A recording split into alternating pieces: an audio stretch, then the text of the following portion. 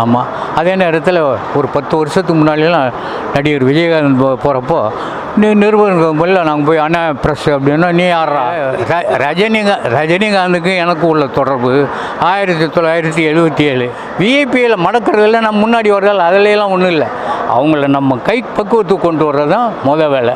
அதனால் தாயோலி நீ ஆடா சம்பளம் கொடுக்குற தொலைச்சி பிடிங்கிறப்ப இப்போ ரஜினி வீட்டில் இருக்கிற ஒரு சாய்பாபா படம் அதே நான் கொடுத்தது ஒரு திருமண நாள் அன்று மைத்துனர் சஃபாரியா. நீங்கள் இந்த ஏர்போர்ட்டில் என்ன மாதிரி நீட்டாக ட்ரெஸ் போட்டு உட்காந்தோம்மா மொத்தம் குளிக்காமல் அதில் சார் விஜயகாந்தை பொறுத்த வரைக்கும் நல்ல மனுஷன். விமான நிலைய நிருபர்கள் கஷ்டப்படுற அளவுக்கு மற்ற நிருபர்கள் கஷ்டப்படலை. விஐபி நிற்கிறாராம் பிரதமருக்கு முன்னாடி கால் போட்டு உட்கார்ந்து கொஸ்டின் கேட்குறவங்க பத்திரிகையாளர் ஒருத்தனாக தான் இருக்க முடியும். இது அது போக அவர் கட்சி ஆரம்பித்ததுன்னா 51 ரூபா நிதி கொடுத்த முதல் ஆள்னா தான். 2 மணிக்கு ஒருத்தர் இறந்து போயிட்டார் ஆம்புலன்ஸு ஆற்று வருது அப்படிங்கன்னா 2 மணிக்கு வரணும். அப்போ 2 மணிக்கு விமான நிலையத்தில் எத்தனை ஆண்டுகளாக இந்த பணியில் இருக்கீங்க சார், செய்தியாளர் பணியில்? ஏர்போர்ட்டை பொறுத்தவரையும் தொடர்ந்து 25 ஆண்டுகள் இந்த விமான நிலையத்தில் பணிபுரிந்து வருகிறேன். நிருபராக பணிபுரிந்து வருகிறேன். பல்வேறு நண்பர்களின் உதவியோடும் அதிகாரிகள் உதவியோடும் இதனால் வரை நல்ல நிலைமையில் செய்திகளை மக்களுக்கு தந்து கொண்டிருக்கிறோம். அதே வேளையில் சென்னை விமான நிலையத்தை பொறுத்தவரை 24 மணி நேரமும் வேலை செய்ய கூடிய ஒரே ஒரு இடம் விமான நிலையம்தான்.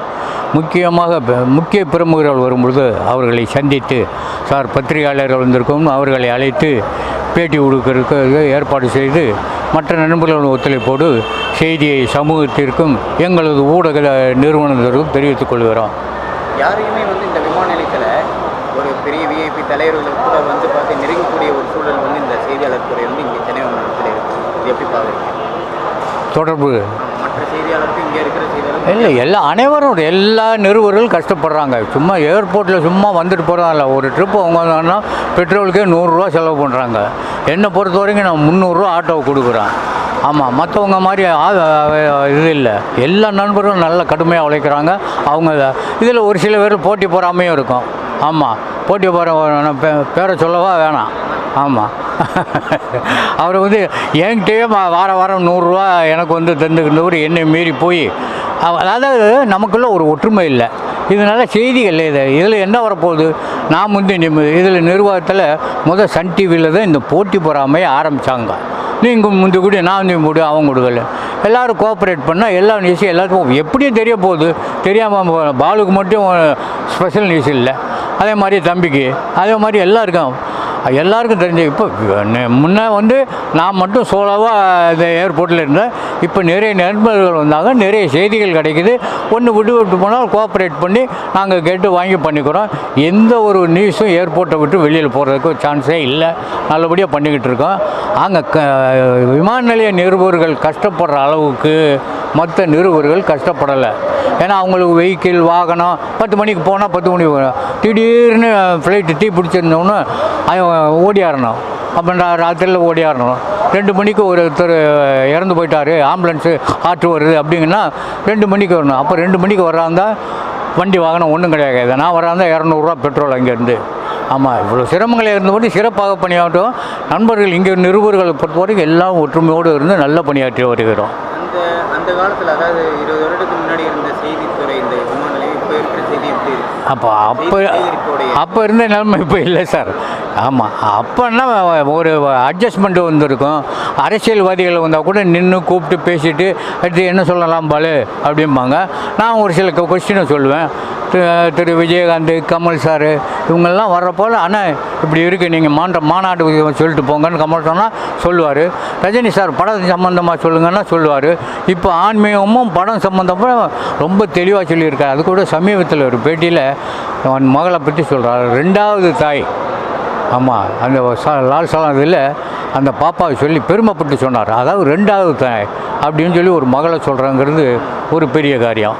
ஆமாம், அதே நேரத்தில் ஒரு 10 வருஷத்துக்கு முன்னாடிலாம் நடிகர் விஜயகாந்த் போகிறப்போ நிருபர்கள் முதல்ல நாங்கள் போய் அண்ணா ப்ரெஸ் அப்படின்னா நீ யாரா?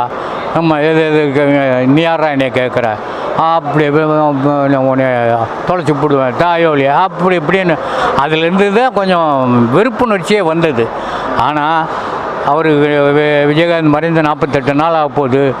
அம்மா அவர்களுடைய நினைவிடத்துக்கு போகணும்னு பிரியப்படுறேன். ஆனால் டைம் கிடைக்கல. இங்கே 24 அடுத்த எலெக்ஷன் அறிவிச்சிட்டாங்க. அதை பொறுத்து டைட் ஷெட்யூலாக இருக்கும். சொல்லுங்கள். அப்புறம் இப்படி ஒருத்தர் தாக்கிட்டாரே நம்ம இன்னைக்குங்கிற மாதிரி ஒரு வருத்தம் இருக்கா? இன்னைக்கு எப்படி அவர் மறைஞ்சிட்டாரு எப்படி பாரு விஜயகாந்த் அவர்கள்? விஜயகாந்த் அவர்கள் வந்து அன்னைக்கு தாக்கினார். ஒரு மிகப்பெரிய ஒரு அவமானமாக இருந்தது அன்னைக்கு பார்த்துருக்கீங்க. ஆமாம். இன்னைக்கு அவர் மறைஞ்சிருக்காரு. அந்த மனம் எப்படி இருக்கு? அதில் சார் அவர் விஜயகாந்தை பொறுத்த வரைக்கும் நல்ல மனுஷன். ஆமாம். அவருக்கு ஒன்று சொல்கிறேன்டா, எம்ஜிஆர் மன்றத்தை ஆரம்பித்த கல்யாண சுந்தரம் அவரது பேரனுக்கு என் தங்கச்சி பொண்ணை கொடுத்துருக்குறோம். ஆமாம். கல்யாண சுந்தரத்தை தெரியாதவங்க கல்யாண சுந்தரம் மூலமாக மதுரையில் சேது பிலிப்ஸு, சேனா பிலிப்ஸு, சந்தானத்தை தெரியாமல் விஜயகாந்த் இருக்க முடியாது, இப்ராஹிம் ராவுத்தரும் இருக்க முடியாது. சந்தானத்தை படம் ஜெமினி அவரை பார்த்துருந்தாரு. சேனாஸ் பிலிப்ஸில் படம் எங்கள் ஊர் தியேட்டருக்கு, என் மாமனார் தியேட்டருக்கு நாங்கள் படம் எடுக்க வர்றதுலேருந்து அப்படி நல்ல அறிமுகம் இருக்கும். விஜயகாந்த் நல்ல மனுஷன்தான். அவர் கட்சியிலேருந்து 4 பேர் விலகி போனப்போ அந்த ஒரு தாக்கம் அதிகம் வரும். அதுபோக சட்டமன்ற நிகழ்வுக்கு தொடர்ந்து நம்ம நிருபர்கள் கொடுத்த நெருக்கடியில் அந்த கோபம் இயற்கையாக வர்ற கோபம் வந்தது. அப்போ கொஞ்சம் அதிகமாகி அதை வச்சார். நானும் அவர் ஒரு அரசியல் தலைவர், எதிர்க்கட்சி தலைவர். ஏன்னா நமக்கு பத்திரிகை காலங்கிற வந்து எப்பவும் ஜென்யூனாக இருக்கணும். ஒரு விஐபி நிற்கிறாரா, பிரதமருக்கு முன்னாடி கால் போட்டு உட்கார்ந்து கொஸ்டின் கேட்குறவங்க பத்திரிகையாளர் ஒருத்தனாக தான் இருக்க முடியும். மற்ற யாருங்க இருக்க முடியாது. பிரதமரை பார்க்க முடியாது. பார்க்கணும். பிரதமர் உங்களுக்கு தெரியாது. நானும் மறைந்த ராஜேந்திரனும் இதே பிரதமரை இதில் ஏர்போர்ட்டில் உள்ளே போய் லாஞ்சில் போய் ஆல் இண்டியா ரேடியோ, தூர்தர்ஷன், அப்போ சன் டிவி, பிடிஐ இருந்ததுனால நானும் பிடிஐன்னு போய் உட்காந்து, ஆமாம், பிரதமர் உட்காந்து போய் இன்னும் அந்த ஃபோட்டோ ஆதாரங்களாக இருக்குது. நான் பொதுவான கருத்து என்ன சொல்கிறேன்னா, முக்கியமான ஆளாக இருந்தாலும் நம்ம எதிர்க்கு போய் உட்கார்றதுக்கூடிய உரிமை நமக்கு இருக்குது. மற்றவங்க அதிகாரி கூட பக்கத்தில் தான் நிற்கணும். அந்த கௌரவம். ஏன்னா அந்த கருத்தை நிருபர் என்றைக்கும் விடக்கூடாது. ஒரு சாதாரண தானே, ரிப்போர்ட்டர் தானே, 100 ரூபா சம்பளம் வாங்குறவங்க தானே அப்படின்னு நினச்சா அவரே கேட்டார், கொஞ்சம் நிறுவனமாடா எனக்கு சம்பளம் கொடுங்கன்னு விஜயகாந்த் கேட்டார். பத்திரிகையாளர் அவமதிக்கிறதுக்கு, நிருபர்கள் அவமதிக்கிறது விட்டு கொடுக்கவே கூடாது. ஏன் சார், அவரும் பிழையார், நடித்து பிழைக்கிறாரு, நம்ம செய்திகளை மக்களுக்கு கொண்டு போய் சேர்த்து பண்ணுறோம். அதனால் தாயோலி நீ ஆடா சம்பளம் கொடுக்குற தொலைச்சி பிடிங்கிறப்ப அப்போ தான் நான் அந்த வார்த்தையை சொன்னேன். ஒரு அவரையும் நானும் சொன்னேன், நீனு மதுரை நான் மருந்து பார்த்துக்கலாம் அப்படின்னு. ஆனால் அதுக்கு வந்து அதோட முடிஞ்சிருச்சுன்னு இருக்கிறப்ப மதுரையிலையும் போய் அவர் என்னை தரக்குறவா பேசிட்டு போனாருன்னு சொல்லிட்டாரு. அன்றைக்கி பக்ரீத்து வேறு.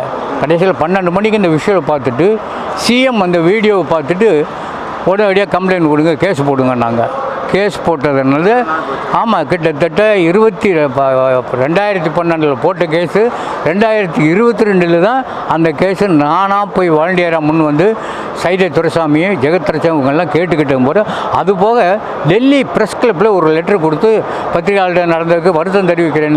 டெல்லியில் மன்னிப்பு கடிதம் கொடுத்த பிறகு தான் அந்த இதையே நான் நீதிமன்றத்துக்கு போய் அந்த வழக்கை வாபஸ் வாங்கினேன். அதுக்குள்ளே இந்த பத்திரிகைக்காரங்கள எவ்வளோ வாங்கினேன், ஏது வாங்கினேன்னு.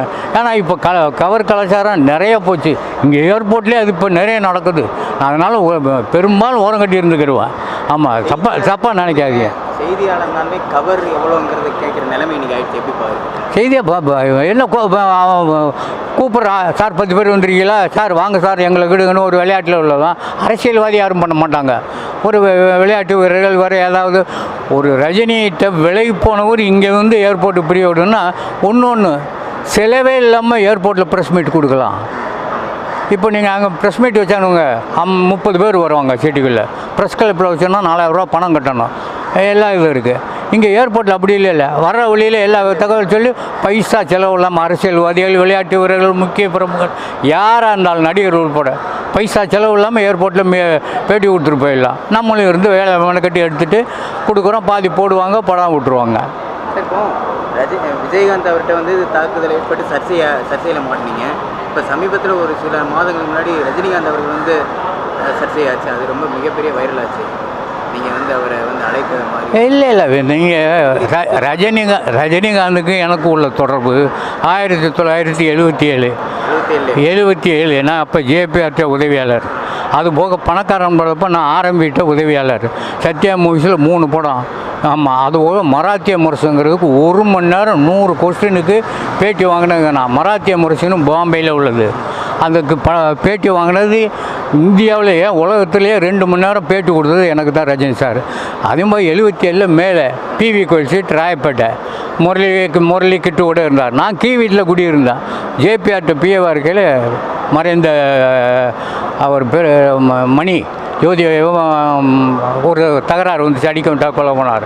அப்போ தினகரன் வக்கீலுக்கு போய் நான் சைதாப்பேட்டை கோர்ட்டில் அப்படி ஒரு சம்பவம் போனார். உங்கள் மறுநாங்க நின்று பார்த்துட்டு போனார். அந்த நேரம் அவருக்கு கொஞ்சம் மனநிலை தான் இருந்தது. அதுதான் வேற வழியாக ரஜினி சாருங்கிறது. அதுக்கு பின்னாடி பல சம்பவங்கள் அவரை கூப்பிட்டு பேசுவார். அன்றைக்கி ஒரு ஃபோட்டோ எடுக்கணும் ரசிகை என்னொன்று வாங்க அப்படின்றார் எங்களுக்குள்ளே. இப்போ ரஜினி வீட்டில் இருக்கிற ஒரு சாய்பாபா படம் அதே நான் கொடுத்தது அவர் திருமண நாள் அன்று. இது அது போக அவர் கட்சி ஆரம்பித்ததுன்னா 51 ரூபா நிதி கொடுத்த முதல் ஆள்னா தான். இது எனக்கு ரஜினிகாந்த் அவர் அப்படி கேட்கலையா பத்திரிக்கையாளரை அது சிண்டு முட்டி விட்டுவாங்க. அப்போவே அதுக்கு அன்னைக்கு சொன்ன டைலாக்கு பத்திரிக்கைக்காரன் யாருக்கும் தெரியாது. நான் பாட்டு குலைச்சிக்கிட்டு இருக்கேன், அது பாட்டு குலைச்சிட்டு போட்டுன்னு சொல்லிட்டு போனார். அதுக்கப்புறம் போன வாரம் கூட போனார். அப்போ கூட சொன்னேன், பார்த்து விஷ் பண்ணிட்டு போனார். எனக்கு ரஜினிகாந்த் நல்ல நட்பு உண்டு. இதில் என்னமோ இப்போ பத்திரிக்கைக்காரங்க பொச்சரிப்பில் பத்திரிக்கைக்காரங்க கடுப்பில் இது பண்ணாங்க. இப்போ நீங்கள் பேட்டி எடுக்கிறவோட கம்யூனிஸ்ட் தலைவரோட இருக்கிறப்ப ராஜாவை கொலை செய்ய வந்திருக்காங்க, நீங்கள் மாஞ்சி எடுத்தீங்க. நான் கூட அப்போ கேட்டேன். ஆமாம், கம்யூனிஸ்ட் தலைவர் ராஜா எவ்வளோ பெரிய ஆள். அது மகேந்திரங்கிற அவர் அரசியல்வாதிகள் கோப்படத்தான் செய்வாங்க. நம்ம தான் பத்திரிகையாளர்கள் நிலைமையை தகுந்துக்கு மாதிரி போயிட்டே இருக்காங்க. சார் வந்து இந்த அடையாளம் என்ன சார்? சஃபாரியோடு வரீங்க, மற்ற பத்திரிகை அது எனக்கு என் மைத்துனர் சஃபாரியா. நீங்கள் இந்த ஏர்போர்ட்டில் என்ன மாதிரி நீட்டாக ட்ரெஸ் போட்டு உட்காந்தோம்மா, மொத்தம் குளிக்காமல் கூட லுங்கியோட கூட வருவாங்க. வந்த பத்திரிகை பார்த்தா சிங்கமாக இருக்கணும். ஏன்னா நமக்கும் வந்து மக்களுக்கு செய்தி சொல்கிற இருக்கும். பெரிய தலைவர்களாக இருந்தாலும் நம்மளை கூப்பிட்டு பரிவோடு பேசுகிறாங்க. இப்போ எலெக்ஷன் கமிஷனர் போனார், சார் ப்ரெஸ் இருக்குது பார்க்குறீங்களான்னா பார்க்க வேணாம்னு சொல்லிட்டு சொல்லிவிட்டால் ரைட்டு ஓகே. வர்றவங்களை கூப்பிட்டு சார் அஜெண்டாவாக சொல்லிட்டு போங்கிறப்ப பக்கத்தில் இருக்கிற நம்ம பாய் ஜேடிவி ரிப்போர்ட்டரை ஒரு கொஸ்டின் கேட்பார். அவர் ஒன்று வேணால் நமக்கு நியூஸ் கிடைக்கும். விஐபியில் மடக்கிறதில்ல, நம்ம முன்னாடி வர்றதால் அதிலெல்லாம் ஒன்றும் இல்லை. அவங்கள நம்ம கை பக்குவத்துக்கு கொண்டு வர்றது தான் வேலை. நன்றி, வணக்கம். போதும். நன்றி.